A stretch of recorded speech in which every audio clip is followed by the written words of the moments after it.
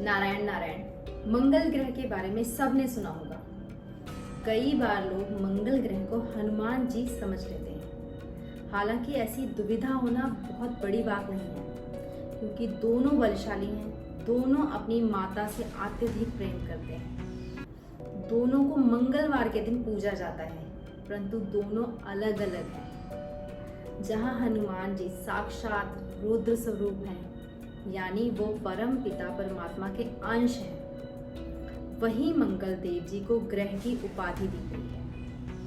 मंगल देव जी पृथ्वी यानी धरती पुत्र हैं। रामचंद्र जी के विवाह के समय जब सीता माता यानी वधू पक्ष वालों को ब्राह्मणों ने उनके भाई के शगुन करने के लिए सीता माता जी के भाई को बुलाने को कहा, तो उस समय के पूरे विश्व भर के बड़े बड़े लोगों में कोई भी नहीं उठ सकता था, क्योंकि राजा जनक यानी सीता माता जी के पिताजी, क्योंकि राजा जनक के कोई पुत्र संतान नहीं थी, तो कोई भी भाई के रीति रिवाजों के लिए आगे नहीं आ सकता था। ऐसे में एक गरजता हुआ नौजवान सभा में बड़ी नम्रता परंतु ताकत से भरी आवाज में हाथ जोड़कर कहता है, मैं भाई बनकर सारे रीति रिवाज पूरे करूंगा। ये कोई और नहीं बल्कि मंगल देव थे, जिन्हें मंगल ग्रह के नाम से जाना जाता है। जब ब्राह्मणों ने उनका परिचय पूछा, तो आकाश को चीर कर रख देने वाली आवाज में उन्होंने हाथ जोड़कर कहा, ब्राह्मण देवों, मैं धरती पुत्र मंगल देव हूँ। क्योंकि सीता जी का जन्म धरती से हुआ है और मेरा भी, तो उनकी और मेरी एक ही माँ होने से वो मेरी बहन हुई और मैं उनका भाई, तो उनके विवाह में भाई के शगुन करने की मेरी इच्छा को स्वीकार किया जाए। इस आधार को कोई अस्वीकार्य नहीं कर पाया और मंगल देव जी ने परम पिता परमात्मा के रामचंद्र रूप के विवाह में ऐसी अपनी भूमिका निभाई। इन्हीं मंगल देव जी को हमारी पृथ्वी के सभी जीवों, मनुष्यों, पक्षियों की ऊर्जा, जोश का कार्यभार सौंपा गया। हम किसी काम में कैसी और कितनी ऊर्जा डालते हैं, यह हमारी कुंडली में मंगल देव जी द्वारा देखा जाता है। जैसे कोई व्यक्ति ऑफिस में तो ज्यादा काम करने से बचता है, पर थोड़ी सी गाड़ी बाइक गलती से किसी से लग जाने पर पूरे शरीर और मन का जोर लगाकर लड़ाई झगड़ा करने को तैयार हो जाता है। इसे ऊर्जा को सही दिशा और सही ना मिलना कहा जाता है, जिससे परिणाम खराब ही निकलता है। और दूसरी ओर एक व्यक्ति है जो 12 घंटे पढ़ाई करके पार्ट टाइम जॉब करता है और छोटी मोटी बातों पर गुस्सा नहीं करता। ऐसे में जीवन की ऊर्जा को सही दिशा और समय मिलने पर ऐसे लोगों के जीवन का परिणाम ज्यादातर शानदार ही होता है। ऊर्जा का होना और सही दिशा में होना जीवन को आज नहीं तो कल जीवन में बड़ी सफलता जरूर देता है। और यह ऊर्जा और दिशा कुंडली में मंगल देव जी की स्थिति से देखी जाती है। मंगल देव जी की बात आज हम इसलिए कर रहे हैं क्योंकि मंगल देव जी 28 जुलाई को आकाश में स्थान परिवर्तन करेंगे।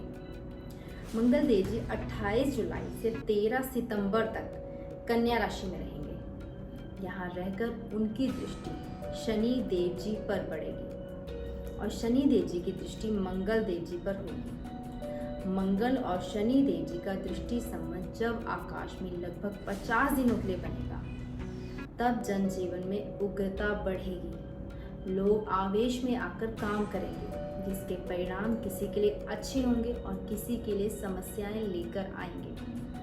तो आइए जानते हैं मंगल देव जी का यह राशि परिवर्तन किस राशि के लिए क्या अच्छा क्या बुरा लेकर आएगा। सबसे पहले शुरू करते हैं मेष राशि से। मेष राशि के जातकों के लिए मंगल देव जी उनके छठे यानी 6th भाव से गोचर करेंगे। ऐसे में आपको शारीरिक दिक्कतें हो सकती हैं, कोई कर्ज लेना पड़ सकता है या पुराना कर्ज चुकाने में परेशानी आ सकती है, परंतु आपके शत्रु हो या विरोधी आपसे हार जाएंगे। अंततः जीत आपकी होगी। उपाय के तौर पर आप हर मंगलवार को या शनिवार को या दोनों दिन हनुमान जी को चोला चढ़ाकर आएं। साढ़े सती से आ रही परेशानियां भी कम हो जाएंगी। दूसरी राशि है वृष राशि या वृषभ राशि। वृषभ राशि वालों के लिए मंगल देव जी का गोचर प्रेम प्रसंगों पर कुछ खर्च करवा सकता है। अगर आपके बच्चे हैं तो आपको बच्चों पर अनप्लान्ड खर्च करना पड़ सकता है। जहां एक तरफ खर्च बढ़ सकते हैं, वहीं दूसरी ओर आमदन में कमी भी आएगी या पैसों का फ्लो कम होने लगेगा। आने वाले इन 50 दिनों तक अपना चरित्र सुदृढ़ बनाए रखें और अंधे लोगों को भोजन जरूर करवाएं। अब बात करेंगे मिथुन राशि की। मिथुन राशि वालों के लिए मंगल देव जी की ऊर्जा सबसे अधिक चुनौतियां लेकर आती है। अब जब मंगल देव जी कन्या राशि से गोचर करेंगे तो आपको बस एक चीज से बचना है, वो है लड़ाई झगड़ा। वो चाहे किसी से भी, गलती किसी की भी हो, अगर कोई मुश्किल स्थिति आती है, लड़ाई झगड़े को छोड़कर बाकी ऑप्शंस पर ध्यान दें। कोई ना कोई हल जरूर मिलेगा। मिथुन राशि वाले काफी दिमागदार होते हैं। अगर आप सोचेंगे तो लड़ाई बहस के अलावा कोई ना कोई रास्ता निकलेगा। और हाँ, अगर किसी चीज को गिरवी रखकर कर्ज लेने की सोच रहे हैं या कोशिश कर रहे हैं तो अगले 50 दिन तक टाल दें। अगर टाल सकते हैं तो ठीक है, नहीं टाल सकते तो मंगलवार के दिन कर्ज से संबंधित कोई कार्य ना करें। ना ही कर्ज लें, ना ही कर्ज दें। तिलक लगाकर महिषासुर मर्दिनी स्तोत्र का पाठ नित्य करें। जीवन हीरे की भांति चमक उठेगा। अब बात करते हैं अगली राशि कर्क राशि। कर्क राशि वालों के लिए मंगल देव जी अत्यंत शुभ ग्रह होते हैं। मंगल देव जी का कन्या राशि में गोचर होने से आपका बाहुबल बढ़ सकता है। आप अपने जोश और मेहनत के बल पर कोई बड़ा काम करने में सफल हो सकते हैं। शत्रु और विरोधियों के सामने आपको बिना लड़े ही जीत हासिल हो जाएगी। शनि देव जी का वक्री प्रभाव आपके लिए जो परेशानी पैदा कर रहा है, मंगल देव जी की ऊर्जा उन परेशानियों से निपटने में आपकी सहायता करेगी। उपाय के तौर पर आप हनुमान मंदिर में बैठकर संकट मोचन हनुमान अष्टक का पाठ करें और कुछ साबुत बादाम वहीं चढ़ाकर आ जाए। अगली राशि है सिंह राशि। सिंह राशि वालों के लिए मंगल देव भाग्य विधाता और बाधा विधाता दोनों तरह की भूमिकाएं निभाते हैं। अगले 50 दिनों में आप कुछ कड़वे सत्य बोलने पर मजबूर हो जाएंगे, जो आपके आसपास के लोगों को अच्छे नहीं लगेंगे। आपको संपत्ति से या कार्यस्थल से एक्स्ट्रा पैसे मिलने की संभावना भी बन रही है। आपकी अष्टम की ढैया चल रही है। आपको नहीं पता कि आपका कौन सा शत्रु कब आपसे बड़ी शत्रुता निकाल ले, तो आप अपने शब्दों का चयन ध्यान पूर्वक करें। हो सके तो किसी से तिल मिला देने वाले शब्दों का प्रयोग बिल्कुल ना करें। अपने माथे, गले, नाभि और जीभ पर हल्दी केसर का तिलक लगाकर शिव तांडव का स्तोत्र का पाठ करें, लाभ होगा। चक्र की अगली राशि है तुला राशि। तुला राशि वालों के लिए मंगल देव जी का यह गोचर कुछ खर्चे बढ़ा सकता है। जिस भी कार्य को आप जीवन में इस समय करना चाह रहे हैं, उसमें अटकलें आने पर आप फ्रस्ट्रेट हो सकते हैं। आप पक्षियों को, खासकर कौवे को खाना खिलाएं, जैसे पनीर इत्यादि। आपके जीवन में आ रहे अवरोध कम होंगे और सफलता के मार्ग प्रशस्त होंगे। अब बात करते हैं अगली राशि यानी वृश्चिक राशि की। वृश्चिक राशि वाले जातकों के लिए मंगल देव जी का यह गोचर शुभ रहने वाला है। आपको विदेशों से लाभ कमाने का अवसर मिलेगा। अगर आप पहले से किसी विदेशी कार्य में शामिल हैं तो आपको लाभ और सम्मान दोनों मिल सकते हैं। मैंने अपनी शनि देव जी की वीडियो में उनके वक्री होने पर आपको बताया था कि आप बस अपना पेट खराब या पाचन तंत्र कमज़ोर ना होने दें। अगर आप बस इतना ध्यान रख लें, जीवन में बाकी सब सही होता जाएगा। दिव्यांगों को खाना खिलाने से, उनकी सेवा करने से जो शुभ ऊर्जा प्राप्त होगी वो आपके सारे दुख दूर कर देगी। चक्र की अगली राशि है धनु राशि। धनु राशि वालों के लिए मंगल देव जी का यह गोचर सबसे अधिक शुभ रहने वाला है। हाँ, ठैया जरूर शुभ फल मिलने में देरी करवा सकती है, पर यह समय कुछ ना कुछ अच्छा लेकर जरूर आएगा। आप अपने बल पर कोई बड़ा मुकाम हासिल कर सकते हैं या अपने दमखम से किसी गलत लिए निर्णय को सही साबित कर सकते हैं। घर का सोना कभी गिरवी ना रखें, ना ही बेचें। अंधे लोगों की सेवा करें या मछलियों को भीगे हुए बादाम खाने को दें। अब बात करते हैं अगली राशि यानी मकर राशि की। मकर राशि शनि देव जी की राशि है और शनि देव जी और मंगल देव जी की ऊर्जा आपस में मित्रता नहीं रखती।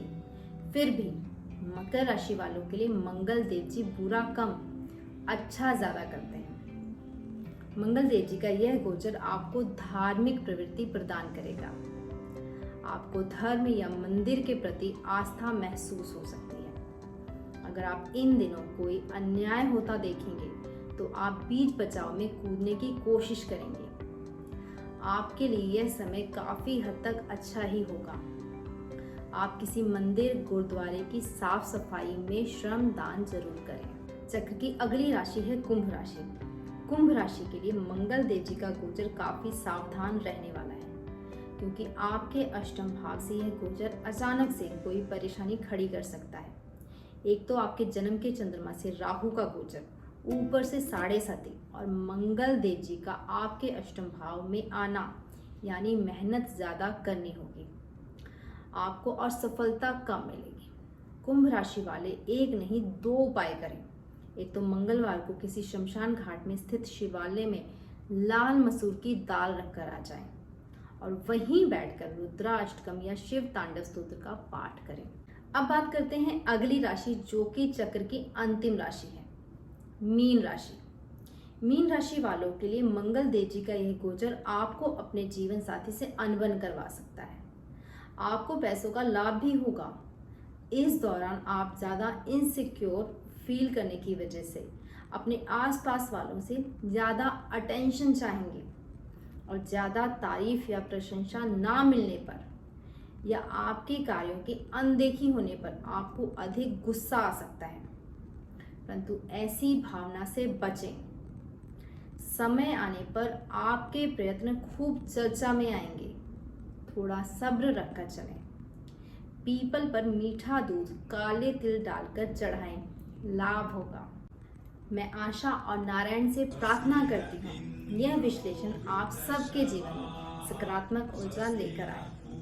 आप आने वाली दिक्कतों को पहचान कर उसे दूर करने में सफल हो। मिलते हैं अगली वीडियो में। हर पल हर श्वास नारायण नारायण।